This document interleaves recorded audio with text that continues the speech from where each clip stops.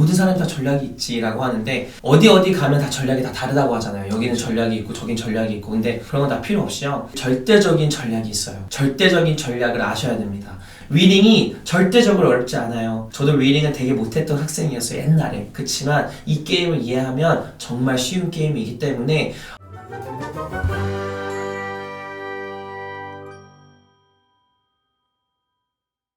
안녕하세요. 테스트네이션의 우송쌤입니다. 자, 저희가 오늘은 아주 매우 중요하고 아주 기본적인 영상에 대해서 좀 찍어볼까 하는데요. 바로 SAT 그 자체에 대한 영상을 한번 찍어볼까 합니다. 많은 학생들이 이제 미국 대학 입시를 준비할 때 반드시 필요한 점수죠. 이 SAT 점수. 이제 여름 서머 기간이 다가오고 있잖아요. 여름 방학 때 사실 SAT 점수를 2달 안에 끝내는 게 많은 학생들의 목표일 텐데, 그래서 이 부분에 대해서 좀 얘기를 나눠볼까 해요. 저희가 오늘 좀 얘기 나눠볼 주제는 SAT Reading 그리고 SAT Writing 무엇이 문제인가, 무엇이 문제이고 좀 어떻게 우리가 해결을 좀 해야 될까. 많은 학생들이 방학 기간 동안에 열심히 SAT 수업도 듣고 공부도 하곤 하지만 모든 학생들이 사실 좋은 점수를 받는 건 아니란 말이죠. 그리고 실제로 많은 학생들이 굉장히 스트레스를 받고 어려워하고, 그만큼 저희도 이제 어떻게 하면 학생들의 SAT를 좀 향상을 시켜줄 수 있을까 고민도 엄청 많이 하고 문제도 계속 만들고 이런 과정이 있단 말이죠. 그래서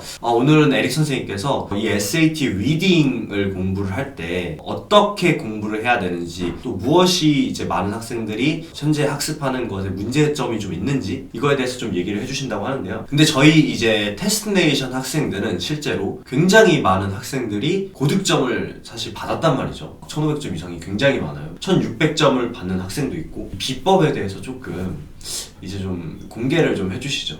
SAT라는 시험 자체를 제가 IQ 시험이라고 항상 얘기를 하는데 조금 굉장히 쉬운 IQ 시험일 수도 있어요. 그러니까 이 시험을 정확하게 파악을 하면 실제로 이 시험이 되게 쉬워 보일 수도 있거든요. 이것도 이제 어떻게 보면은 좀 컴피티션이랑 비슷한 것 같아요. 그쵸? 어느 시간 안에 같이 모여서 시험을 보는 거잖아요. 근데 여기서 가장 큰 장점은 경쟁자가 없다라는 거. 그러니까 상대방이 없으니까, 예를 들어서 내가 상대방이 있는 복싱 같은 게임이라든지 아니면 뭐 축구라는 체스 이런 게임은 오히려 내가 잘하는 것보다 이 사람을 더 이해를 하려고 노력해야 되는 건데, 그러니까 엑스팩터가 너무 많은 것 같아요. 아무리 잘해도 잘못하면 내가 질 수도 있는 거고. 그래서 훨씬 더 많은 준비 기간이 필요하다면 SAT 같은 경우는 좀 그런 건 아닌 것 같아요. SAT는 너무나도 우리가 잘 알고 있는 이 게임에서 얼마나 잘 준비하는지만 중요한 거죠. 그래서 제가 5가지로 좀 이제 오늘 제가 SAT를 어떻게 좀 잘 할 수 있는지를 말씀을 드릴 거예요. 1550점이 절대 결코 어렵지 않은 이유를 좀 설명해 드리려고 해요. 첫 번째는 제가 가장 중요하게 생각하는 건데, 전략이 무조건 있습니다. 근데 무슨 말이냐면 모든 사람이 다 전략이 있지라고 하는데 어디 가면 다 전략이 다 다르다고 하잖아요. 여기는 전략이 있고 저긴 전략이 있고. 근데 그런 건 다 필요 없이요. 절대적인 전략이 있어요. 절대적인 전략을 아셔야 됩니다. 제가 좀 되게 스트레스를 많이 받아 하는 부분인데, 무슨 말이냐면 제가 교육에 대한 이제 제 관심사가 좀 높다 보니까 나는 보편적인 선생님이 되진 않아야겠지라는 생각을 원래부터 갖고 있었던 것 같아요. 그러다 보니까 제가 하지 않아야 하는 짓을 하고 있었더라고요. 무슨 말이냐면 내가 가르쳤던 거에 너무나도 익숙해져서 더 이상 나도 발전을 하지 않았던 선생님이었던 거예요, 옛날에. 내가 생각했던 전략이 그 당시의 전략과 지금의 전략은 180도 달라요. 근데 그 전략이 언제 이제 좀 완벽하게 좀 자기가 생각하게 설립이 되냐면 3년 정도 가르치면 그 3년 정도의 머티리얼이 거의 평생 가요. 더 이상 좋아지지 않아요, 나의 머티리얼이. 저 같은 경우에는 그냥 매년 그냥 다 세팅을 다시 해요. 근데 워낙 이 고득점을 너무 많이 이제 만들다 보니까 이 전략이 거의 완벽하구나라는 그런 전략은 있었던 것 같아요. 그래서 절대적인 전략이 존재합니다. 뭐 이 전략 저 전략 뭐 어떤 학생은 이런 전략 이런 게 아니라요. 이 게임에서 가장 좋은 전략이 있으니까 그냥 이 전략을 쓰면 됩니다. 그게 가장 제가 생각하는 중요한 거 첫 번째. 두 번째는 학생들이 정말 다 달라요. 근데 이제 두 번째는 제가 항상 이제 첫 번째만큼 되게 중요하게 생각하는 건데, 두 번째는 학생들의 문제점이 너무나도 다양해요. 이 다양한 거를 정의를 내리시면 절대 안 돼요. 저희 같은 경우에는 학생들의 첫 수업에서는 거의 대부분 1대1 수업이라고 가정을 한다면 무조건 학생들이 옆에서 시험을 보게 하고 65분이든 아니면 20분이든 어찌됐든 간에 이 친구가 하는 걸 다 옆에서 기록해요. 마치 그냥 AI처럼 모든 행동, 모든 시선, 모든 언더라인 이런 모든 걸 다 기록을 해요. 그러면 나중에 그걸 가지고 저희가 같이 학생과 이제 analysis를 하는 시간을 가져요. 학생들이 뭐 예를 들어서 A, B, C, D 뭐 마지막까지 안 읽어요. 아니면 애들이 대부분 시간이 타이밍이 오프돼요. 이런 게 아니고요. 더 디테일하게 들어가자면 예를 들어 이 친구들도 자기가 어쩔 때 왜 언더라인을 치는지 왜 동그라미 치는지도 모르고 아니면 리딩을 하다가 갑자기 문제로 돌아가는 친구가 있고 아니면 속어를 하다가 속어를 안 하는 경우가 있고 그게 굉장히 다양하기 때문에 이런 문제점들을 자기가 정확하게 알고 있어야지만이 바꿀 수 있는데 그냥 대충 아니면 대략적으로 알고 있으면 바꿀 수 있는 기회는 없어요. 내가 어떤 게 문제인지를 정확하게 이해를 해야지만이 내가 그 문제점을 개선할 수 있는데 그냥 보편적으로 너네가 이런 문제들이 있을 거니까 이런 문제점을 우리가 해결하고자 라고 하면 이 친구한테 맞을 수가 없을 수도 있다고 말을 하는 거예요. 그래서 옆에서 정확하게 그 애널리시스를 거쳐야지만이 그것도 한 번이 아닌 그 다음에 티칭을 하고 또 한 번 보고 또 보고 그게 개선이 됐는지를 봐야지만이 이 친구가 확실히 가서 점수를 받을 수 있겠다라는 확신이 들지 어쩔 때는 잘 보고 어쩔 때는 못 보고 이게 들쑥날쑥 하는 이유가 분명히 이 친구의 문제점이 아직 개선이 안 됐다는 뜻이에요. 자, 그럼 첫 번째, 두 번째 얘기했죠. 세 번째는 이거는 제 개인적인 욕심이에요. 저희 선생님들은 무조건 문제집을 다 만들고 SAT 시험을 만드는 선생님들이에요. 저 포함해서. 테스트 메이커의 관점을 가져야 되고 테스트 테이커의 관점을 가지면 안 돼요. 테스트 메이커의 관점은 내가 이 문제들을 거의 다 틀리게 만들었단 말이에요. 예를 들어 첫 번째 픽션 문제라고 쳐요. 1부터 10까지 나의 관점은 이게 왜 틀렸는지를 아는 거예요. 이게 왜 맞았는지를 들어가는 게 아니고 근데 이게 테스트 메이킹을 해봐야지만이 이해해요. 그러니까 무슨 말이냐면 속어도 그냥 틀렸어. 대부분 학생들 어떻게 하냐면 오른쪽에 그냥 X 쳐요. 아니면 이렇게 찍 끊는다든지 아니에요. 왜 틀렸는지를 알고 있어야 돼요. 근데 대부분 왜 틀렸는지 아시죠? 한 단어 때문에 틀려요. 단어 하나 때문에. 어찌됐든 간에 제가 가장 중요한 건 이 관점이 달라야 돼요. 관점. 조금 더 넓게 보고 이 시험을 테스트 메이커의 입장으로서 학생도 테스트 메이커의 입장으로서 시험을 봐야지만이 고득점을 받습니다. 혹은 처음부터 단추를 잘 끼워맨다고 하죠. 그게 되게 중요해요. 네 번째는 이거는 이제 학생을 존중하라는 뜻이에요. 그게 무슨 말이냐면 제가 학생이었을 때도 저는 100% 선생님의 말과 어그리 하지 않았어요. 무슨 말이냐면 다 수긍하지 않았다는 뜻이에요. 왜 그러냐면 나의 본연적으로 갖고 있는 나의 장점과 나의 단점이 다 달라요. 그런 거랑 똑같이 내가 그냥 선생님으로서 내가 갖고 있는 전략을 다 따라라라는 건 절대 있을 수가 없어요. 첫 번째랑 네 번째랑은 다른 거예요. 첫 번째는 유니버설하고 완전 좋은 전략이 있대. 학생을 존중하라가 네 번째예요. 예시로 그냥 하나만 얘기할게요. 이 친구가 그냥 자기의 심리적으로 언더라인을 무조건 해야 되는 친구예요. 그치만 제 전략에서는 언더라인을 치면 안 돼요. 원래 아무데나 치면 안 돼요. 그렇죠. 그렇지만 이 친구가 그거를 하기 때문에 심리적인 어떤 안정감을 우리가 찾을 수 있다면 저는 괜찮다고 얘기를 해요. 그런 마이너한 것들에 대한 어떤 존중을 해준다면 이 친구가 훨씬 더 시험 성적이 오를 수 있거든요.